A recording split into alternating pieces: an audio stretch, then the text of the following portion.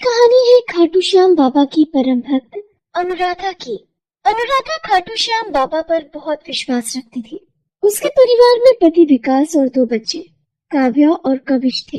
अनुराधा के परिवार में किसी बात की कोई कमी नहीं थी। पति का व्यापार भी अच्छा चल रहा था, बच्चे भी अच्छे स्कूल में पढ़ाई कर रहे थे। परिवार में सब कुछ खुशहाल था। अनुराधा, तुम्हें पता है इस बार मुझे बिजनेस में बहुत अच्छा मुनाफा हुआ। तुम जानते नहीं हो, मैं कितने समय से एक ऑर्डर लेना चाहता था। वो तो मानो भगवान की ऐसी कृपा हुई कि मुझे ऑर्डर झटपट मिल गया। सुनो जी, ये सब तो हमारे खाटू श्याम जी की कृपा है। वो तो हारे का सहारा है। तुम ठीक कह रही हो अनुराधा। खाटू श्याम जी की कृपा से हमारे पास धन दौलत और पैसे की कोई कमी नहीं है। जय खाटू श्याम बाबा की। इसी तरह सब कुछ अच्छा चल रहा था, पर जैसे अनुराधा की खुशियों को किसी की नजर लगने वाली थी। एक दिन जब विकास अपने ऑफिस में था, मेरी कमिंग सर। सर, मेरा नाम प्रिया है। मुझे पर्सनल असिस्टेंट के लिए 5 साल का एक्सपीरियंस है। इसी तरह विकास और प्रिया बात कर रहे थे। विकास प्रिया को देखते ही ऑफिस में नौकरी पर रख लेता है। धीरे धीरे प्रिया विकास के करीब आने लगती है। विकास को भी प्रिया का साथ अच्छा लगता है। विकास में बदलाव आना शुरू हो जाता है। वो अब अपने परिवार से ज्यादा प्रिया के साथ खुश रहता था। एक शाम। क्या हुआ विकास? आज तुमने आने में बहुत देर लगा दी। बच्चे तुम्हारा इंतजार करते करते सो गए। तुमने कहा था आज बच्चों को मूवी दिखाने ले जाओगे। तुम क्या समझती हो, मैं सारा दिन खाली बैठा रहता हूँ। ऑफिस में मुझे कोई काम नहीं होता। मेरे से इतने सवाल जवाब कर रही हो। मैं अकेला कमाने वाला हूँ, नहीं जा सकता था इसलिए नहीं आया। तुम्हें तो हर समय बस यही रहता है कि बच्चों को घुमाना, घर में पड़े रहना। काम धंधा छोड़ देता हूँ। विकास, तुम तो इतना ज्यादा गुस्सा करने लग गए। मैंने तो एक छोटी सी बात कही थी, तुम इतना बदलते क्यों जा रहे हो? मेरे पास इतना समय नहीं है तुम्हारी फालतू बातों का जवाब देने के लिए। मैं सोने जा रहा हूँ, मुझे नींद आ रही है। विकास, खाना तो खा लेते। मैंने भी कुछ नहीं खाया है। मैं खाना खा कर आया हूँ, मुझे भूख नहीं है। अनुराधा की आंखों में आंसू आ जाते हैं। वो रोने लगती है। अब तो रोजाना ही ऐसा होने लगा था। विकास के घर आने का कोई समय नहीं था। वो रात दिन घर से बाहर रहता था। इस बात को लेकर अनुराधा बहुत परेशान रहने लगी थी। धीरे धीरे इस बात का विकास के बिजनेस पर भी असर होने लगा। एक सुबह। हेलो प्रिया, मैं बोल रहा हूँ विकास। जी, ये किसी प्रिया का नंबर नहीं है। पर सुनिए तो, ये नंबर तो प्रिया के पास ही था। पिछले 1 हफ्ते से प्रिया मेरा फोन नहीं उठा रही। सर, सारे वर्कर इस महीने की तनख्वाह मांग रहे हैं। ये क्या, मेरे बैंक अकाउंट से 15 करोड़ रुपए निकाले गए हैं। ये किसका फोन आ रहा है? हेलो विकास, कैसे हो? अच्छा, मैंने तुम्हारे बैंक अकाउंट से 15 करोड़ रुपए निकाले हैं। मैं इंडिया छोड़कर जा रही हूँ। अब तुम मुझे ढूंढ नहीं पाओगे। बाय। हे भगवान, ये क्या हो गया? मैं तो बर्बाद हो गया। प्रिया विकास को चकमा देकर और उसके पैसे लेकर भाग जाती है। विकास घाटे में आ जाता है। वो अपने वर्कर्स को भी तनख्वाह नहीं दे पाता। विकास इतना मजबूर हो चुका था कि घर में खाने के लाले पड़ने लगते हैं। बच्चों की स्कूल की फीस भी नहीं भर पाता। वो हर तरफ से हार चुका था। अनुराधा, मेरे से बहुत बड़ी गलती हो गई। मैं गलत राह पर चला गया। अब मैं क्या करूं? मैं प्रायश्चित करना चाहता हूं। मैं फिर से पहले जैसा होना चाहता हूं। मैं क्या करूं? तुम ही बताओ। आपने कब से खाटू श्याम बाबा को याद नहीं किया? उनके मंदिर में दिया नहीं जलाया? इस संकट से खाटू श्याम ही हमें बचा सकते हैं। हम उनके भवन पर जाएंगे, उनसे विनती करेंगे। मैं जानती हूँ वो हमारे दुख जरूर दूर कर देंगे। तुम ठीक कह रही हो अनुराधा। मैं कैसे भूल गया था। खाटू श्याम तो हारे का सहारा है। हम उनके दर्शन को जाएंगे अनुराधा। पर मैं टिकट के पैसे कहाँ से लाऊंगा? किससे मांगूंगा? किस मुंह से कहूंगा कि मैंने अपना घर खुद उजाड़ दिया? मैंने एक लड़की के चक्कर में आकर अपने आप को कंगाल बना लिया। लोग मेरे ऊपर थूकेंगे अनुराधा। अब चिंता मत करो, हम किसी से कुछ नहीं मांगेंगे। मेरे पास ये सोने की चूड़ी है, मैं इसे बेचकर पैसे लेकर आती हूँ, फिर आप टिकट करवा देना।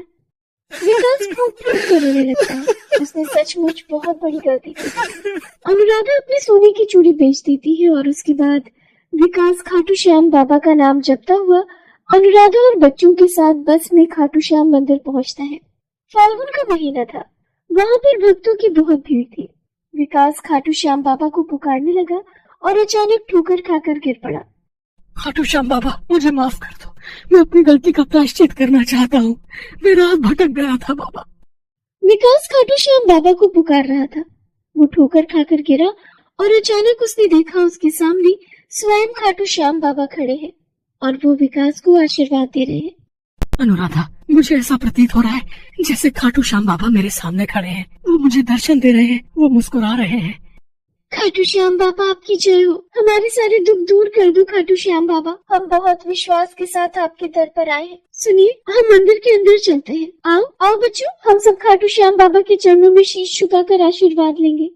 सब लोग मिलकर खाटू श्याम बाबा के दर्शन करते हैं। अचानक विकास के फोन पर पुलिस इंस्पेक्टर का फोन आता है। हेलो मिस्टर विकास, आपको ये जानकर बहुत खुशी होगी कि आपसे धोखाधड़ी करने वाली प्रिया और उसके सभी साथी पकड़े गए हैं। हमने उन्हें जेल में बंद कर दिया है। आगे की कार्रवाई आपके आने के बाद ही होगी। क्या आप सच कह रहे हैं इंस्पेक्टर साहब? प्रिया पकड़ी गई? हे खाटू श्याम बाबा, आपने मेरी लाज रख ली, आपने मेरी विनती सुन ली। प्रभु आपकी जय हो। खाटू श्याम बाबा के दर्शन करके विकास वापस घर पहुंचता है और पुलिस स्टेशन जाता है। प्रिया को धोखाधड़ी और लूट के इल्जाम में सजा हो जाती है। विकास के सारे पैसे उसे वापस मिल जाते हैं। ये सब खाटू श्याम बाबा की कृपा से ही हुआ था। भगवान पर विश्वास हमारी ताकत बनता है, क्योंकि विश्वास में ही आस जुड़ी होती है। तभी तो कहते हैं, हारी का सहारा श्याम हमारा। तारा भोज की कथा। बहुत पहले एक राजा थे। उस राजा की एक बेटी थी। राजा हर वर्ष कार्तिक माह में उपवास और स्नान करता है। एक बार उसकी बेटी ने अपने पिताजी से कहा, पिताजी, इस बार कार्तिक स्नान में हम लोग तारा भोज का व्रत करेंगे। राजा ने राजकुमारी की बात मान ली। राजकुमारी ने पूरी श्रद्धा से तारा भोज का व्रत रखा। जब कार्तिक मास पूरा होने को आया, राजकुमारी ने राजा से कहा, पिताजी, हमने तारा भोज किया है, इसलिए अब 9 लाख चांदी के तारों का दान करूंगी। राजा ने उसकी बात मान ली। उन्होंने उसी समय सुनार को बुलाकर कहा, राजकुमार ने कार्तिक माह में तारा पूजन किया है, उसके लिए 9 लाख तारे बनाकर दो, वो उन तारों का दान करेगी।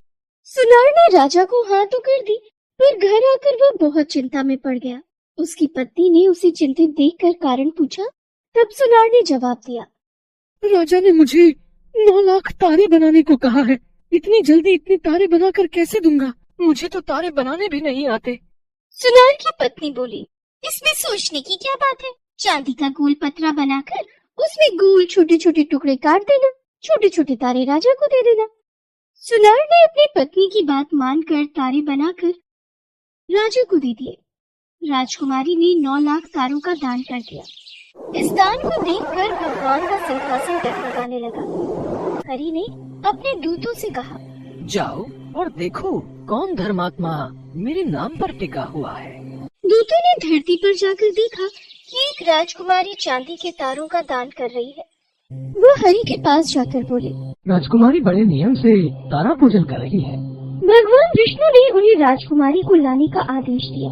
दूत राजकुमारी से जाकर बोले, भगवान ने तुम्हें वैकुंठ धाम बुलाया है। राजकुमारी आसानी से जाने को तैयार नहीं हुई। वह बोली, जिन लोगों ने तारा पूजन में मेरी सहायता की है, मैं उन सबको साथ लेकर जाऊंगी। दूत एक बड़ा विमान लेकर आए और सबको साथ लेकर चले। यह देखकर राजकुमारी के मन में अभिमान का भाव आ गया। उसने सोचा, मेरी तारा भोज करने से सबको वैकुंठ की प्राप्ति हो रही है।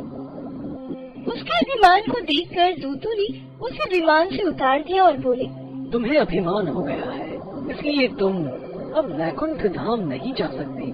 बाकी लोगों को लेकर दूत वैकुंठ पहुंच गए। भगवान ने पूछा, इसमें से तारा भोज करने वाला कौन है? दूतों ने कहा, जिसने तारा भोज किया था उसे अभिमान हो गया है, इसलिए हम उसे धरती पर छोड़ आए हैं। जिन लोगों ने कार्तिक व्रत में उसकी सहायता की थी, उन्हें हम यहाँ ले आए हैं। राजकुमारी ने हरि से क्षमा याचना की। भगवान हरि ने कहा, अभिमान के कारण तुम्हें अच्छे कर्मों का फल नहीं मिला, तुम फिर श्रद्धा पूर्वक तारा भोज करो, कार्तिक स्नान करो, अब तुम्हें वैकुंठ की प्राप्ति होगी। राजकुमारी ने फिर से श्रद्धा पूर्वक कार्तिक स्नान और तारा भोज व्रत किया। हरि के दूत आए और उसे लेकर वैकुंठ धाम चले गए। हे विष्णु भगवान, तुमने जैसा राजकुमारी के साथ पहले किया, वैसा किसी के साथ न करना। जैसे बाद में उस पर कृपा की, वैसे ही सब पर कृपा बनाए रख।